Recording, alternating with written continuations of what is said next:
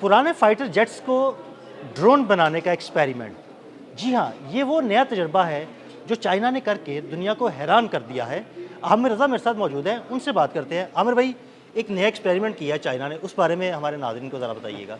Chinese कोई ना कोई नया काम करते हैं और ये काम जो है उन्होंने वो काम किया है जिसका शायद दुनिया के वहमो गुमान में भी नहीं था। देखें, चाइना बनने के बाद चाइना ने रशियन टेक्नोलॉजी से अपनी जहाज़ साजी की सनत को शुरू किया।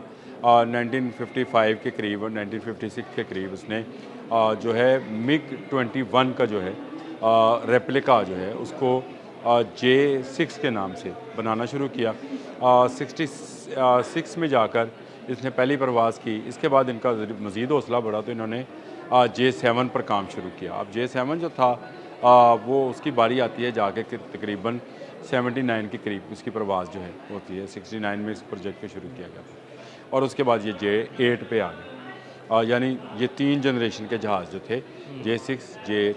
जो पहली जनरेशन का जहाज़ था ना J6, ये तकरीबन 1756 के करीब इन्होंने बनाए थे। उसके बाद ये J7 पर आ गए तो इसकी तादाद भी जो थी काफ़ी बड़ी थी। फिर J8 बनाना शुरू किया तो वो भी बना दिया, लेकिन चीन किसी बड़ी जंग में इन्वॉल्व उसके बाद नहीं हुआ है। मासवाए भारत के साथ उसकी एक जंग है, लेकिन वो सारी जंग जो है इन जहाज़ों की, क्योंकि उसके पास भी रशियन टेक्नोलॉजी थी। ये जहाज़ चीन ने वैसे के वैसे ही संभाल के रखे थे, जैसे आप इसको कहें कि हैंगर्स में बंद थे। अब उनके जहन में एक आइडिया आया है कि हम जो यूएवीज़ को नए तरीके से डिज़ाइन कर रहे हैं, तो इन जहाज़ों को क्यों ना रोबोट्स के साथ चलाया जाए। और ये रोबोटिक जहाज़ जो हैं ये 2 काम करेंगे। एक तो ये कामाकाजी ड्रोन होंगे। कामाकाजी ड्रोन को आप इस तरह से समझें, ये एक टर्मिनोलॉजी है, वॉरफेयर को समझने वाले इसको समझते हैं।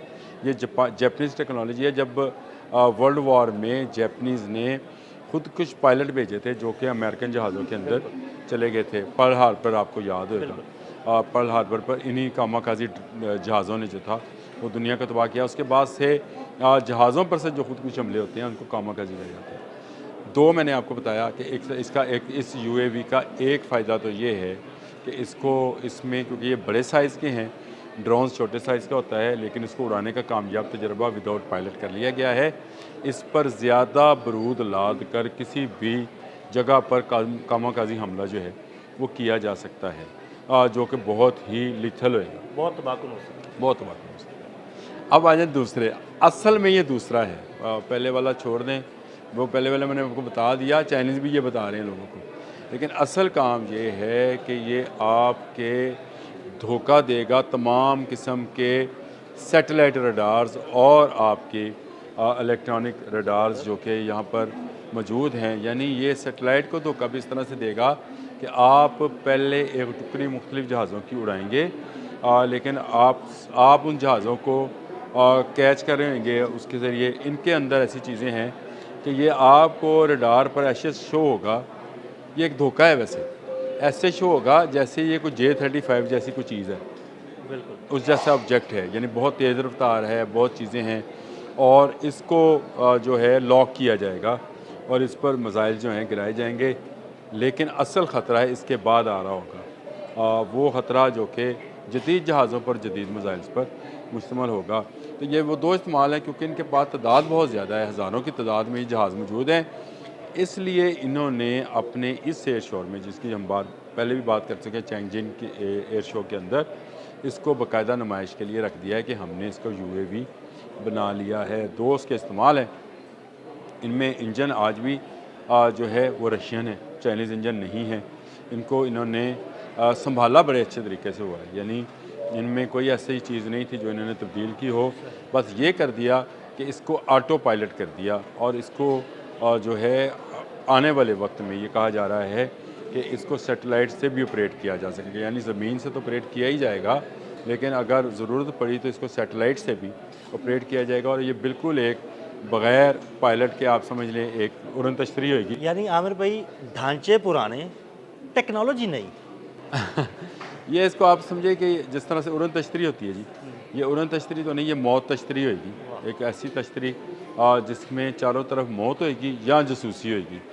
दोनों किस्म के जहाज़ जो हैं ये तैयार करेंगे। मैंने आपको बता दी किस्म इनकी J6 है, J7 है और J8 है। मतरूक हो चुके हैं ये जहाज़ मतलब इसका इस्तेमाल अब दुनिया की किसी एयरलाइन के अंदर नहीं होता है। लेकिन चाइनीज़ ने क्या खूब, क्योंकि चाइनीज़ किसी को अपनी टेक्नोलॉजी देते नहीं थे। ये जहाज़ जो हमें अब चाइनीज़ जहाज़ मिलना शुरू हुए, वो तो बड़ा देर का एक है। इंडिया के साथ उनकी जंग के बाद उनको ख्याल आया कि पाकिस्तान तो वो मुल्क है जो हमें बचा सकता है, तो उन्होंने पाकिस्तान के साथ टेक्नोलॉजी ट्रांसफ़र करना शुरू की। अदरवाइज़ तो वो किसी के साथ इस तरह से बात भी नहीं आमिर करते भाई, थे। ये ठीक हो गया कि उन्होंने पुराने ढांचे उठाए, नई टेक्नोलॉजी उसमें लगा ली। ढांचे नहीं, ये जहाज़ ही हैं। वहाँ मतलब जहाज़ ही हैं, मतलब वही पुराने जहाज़। पाकिस्तान में भी कई पुराने जहाज़ खड़े हैं, और क्या ये टेक्नोलॉजी पाकिस्तान आ सकती है उनमें नस्ब करने के लिए? नहीं, ये पाकिस्तान में नहीं आएगी। पाकिस्तान में बना बनाया जहाज़ आ सकता है, टेक्नोलॉजी ये नहीं आएगी, क्योंकि ये सैटेलाइट बेस्ड टेक्नोलॉजीज़ हैं और इलेक्ट्रॉनिक वॉरफेयर के अंदर बहुत सारी चीज़ें पाकिस्तान ट्रांसफ़र कर चुका है फ्रॉम चाइना टू पाकिस्तान। लेकिन अभी बहुत सारी, अभी हमने एक मिसाइल के ऊपर बात की थी, अगर आप कुछ देर पहले ही, तो उसमें भी ये वो टेक्नोलॉजी पाकिस्तान को नहीं आ रही है। लेकिन मिसाइल आ सकते हैं J-35 के साथ। इसी तरह से पाकिस्तान के इस्तेमाल में ये आ सकते हैं अगर पाकिस्तान को ज़रूरत हुई। और मैंने अपने पिछले व्लॉग में जो मैंने आपके साथ बात की थी, मैंने आपसे कहा था कि S-400 को मारने में जिस JF-17 थंडर ने किया, हो सकता है कि उसमें ये मिसाइल इस्तेमाल कर लिया गया हो। अब इसमें कोई कहा नहीं जा सकता, क्योंकि पाकिस्तान और चीन का दिफा एक है, दुश्मन एक है दोनों का, ऐसे ही है। वो भारत है, और दोनों अपनी टेक्नोलॉजीज़ को उसी तरह से डेवलप भी करते हैं।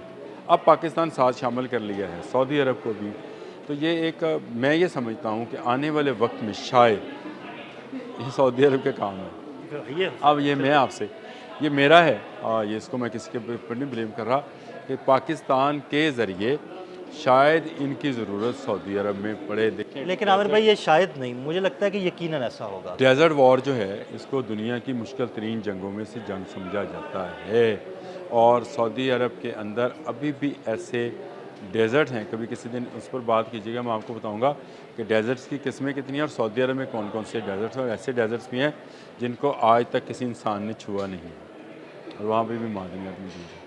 तो ये बहुत सारी चीज़ें हैं जिनका इस्तेमाल किया जा सकता है। चीन ने आज ये साबित किया कि आपके घर में पड़ा काट कबार भी जो है वो कभी ना कभी काम आ जाता है। आप कभी अपनी किताबों वाली अलमारी ज़रा कीजिएगा तो आपको ऐसा कोई नुस्खा ज़रूर मिलेगा उसके अंदर से। आप कहते हैं यार ये किताब तो मैं पता नहीं कितनी अरसे से तलाश करता रहा, ये मेरे मसले का हल था। वो मसले का हल जो है उन्होंने ढूंढ लिया है, एक ऐसा फ्लाइंग ऑब्जेक्ट जो कि रवायती UAVs यानी रवायती ड्रोन से बड़े साइज़ का है, जहाज़ है, और उसके अंदर आप बेपनाह इलेक्ट्रिक रडार्स जो हैं और सिस्टम जो हैं उनकी तनसीब भी कर सकते हैं। जगह बहुत ज़्यादा है। फिर आप उसके अंदर अगर असला लोड करना चाहेंगे तो वो बहुत ज़्यादा कर सकते हैं, धोखा देना चाहेंगे तो वो आप दे सकते हैं। तो ये तो उनका बैठे बिठाए जो है, आप ये समझें कि पुराना पड़ा माल जो है वो जहाज़, पुराने जहाज़ जो है पुराने चावल की तरह जो है हो गए हैं, यानी कीमती हो गए हैं, और ये चाइनीज़ ही कर सकते थे, चाइनीज़ ने कर दिखाया। बहुत शुक्रिया आमिर भाई जी, बिल्कुल आमिर रज़ा ने बड़ी तफसील के साथ आपको इस ड्रोन की खसूसियात के बारे में बताया। अदील अहमद और आमिर रज़ा को इजाज़त दीजिएगा। अल्लाह हाफ़िज़।